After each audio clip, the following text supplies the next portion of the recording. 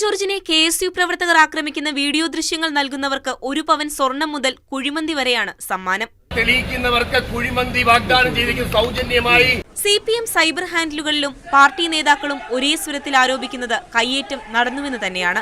പുതുയുഗത്തിലേക്ക് നയിക്കുമെന്ന് പറയുന്ന കോൺഗ്രസ് നേതൃത്വം തെമ്മാടിക്കൂട്ടമായി പുതുതലമുറയെ വളർത്തിയിരിക്കുന്നുവെന്ന് P. രാജീവ് ആരോപിച്ചു. മന്ത്രിയുടെ പഴയകാല മോണോ ആക്ട് ചിത്രങ്ങളടക്കം നിരത്തിയാണ് കോൺഗ്രസ് പ്രതിരോധം. ഇപ്പോൾ മികച്ച അഭിനേത്രിയെന്നാണ് വിമർശനം. KSUവിന്റെ പ്രതിഷേധങ്ങൾക്കൊപ്പം പരിഹാസത്തിനും മുതിർന്ന നേതാക്കളുടെ പൂർണ്ണ പിന്തുണയുണ്ട്. മന്ത്രി എന്നുള്ള നിലയ്ക്ക് അട്ടർ ഫെയിലിയർ ആണെങ്കിലും 1990കളിൽ യുവജനോത്സവത്തിന് മോണോ ആക്ടിനും മറ്റും അവാർഡ് കിട്ടിയത് അതിന്റെ ഒരു റിഹേഴ്സൽ ആയിരിക്കാം. സമൂഹ മാധ്യമങ്ങളിൽ ഇപ്പോൾ ഗിഫ്റ്റ് ചലഞ്ച് പോലുമാണ് മന്ത്രിക്കെതിരെയുള്ള പ്രതിഷേധം.